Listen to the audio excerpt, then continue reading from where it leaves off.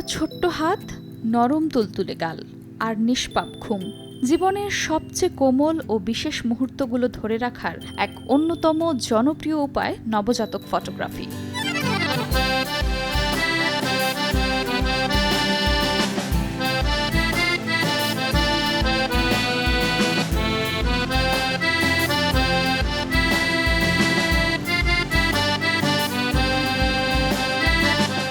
মাত্র কয়েকদিন বছর বয়সী ছোট নবজাতকদের ফটোশ্যুট কিন্তু এখন বেশ জনপ্রিয়।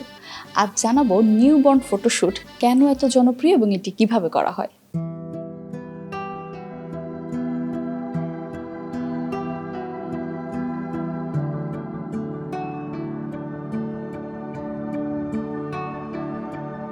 এই ফটোগ্রাফি শুধুমাত্র ছবি তোলা নয়, বরং একটা আবেগ, একটা শিল্প।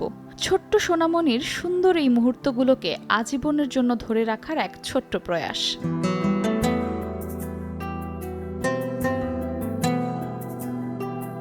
এই ছবিগুলো শুধু ছবি নয়, বরং এক একটা গল্প, এক একটা অনুভূতি, যা বছরের পর বছর মনে করিয়ে দেবে সন্তানের শৈশবের মিষ্টি মুহূর্তগুলো।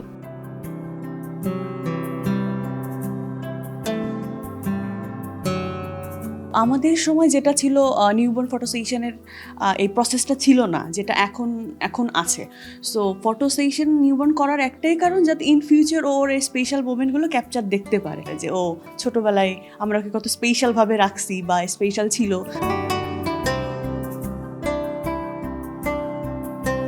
নবজাতকদের ফটোগ্রাফি করতে হলে ধৈর্য ও ভালোবাসা দরকার।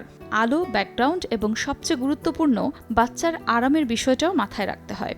বেবি ফটোগ্রাফিতে সবচেয়ে গুরুত্বপূর্ণ যে বিষয়টা প্রথমেই, সেটা হচ্ছে হাইজিন।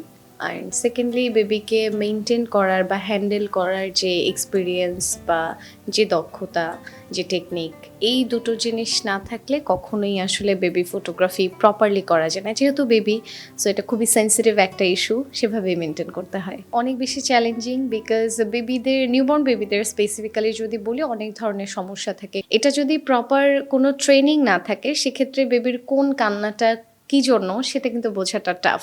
নিউবর্ন ফটোগ্রাফিটা এখন খুবই জনপ্রিয়। যত মানুষ নিউবর্ন ফটোগ্রাফি দেখে, সবার ভিতরে একটা আশা চলে আসে যে আমার বেবিকে এরকম ছবি তুলতে চাই। এই ফটোশ্যুট সাধারণত জন্মের 5 থেকে 15 দিনের মধ্যে সবচেয়ে ভালো হয়, কারণ তখন শিশুর ঘুমের সময় বেশি থাকে এবং সহজে সুন্দর ছবি তোলা যায়।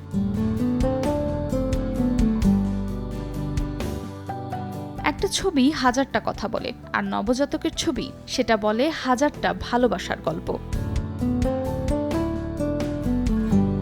ছোট্ট একটি প্রাণের আগমনে পুরো পরিবারে তৈরি হয় আনন্দ ঘন মুহূর্ত।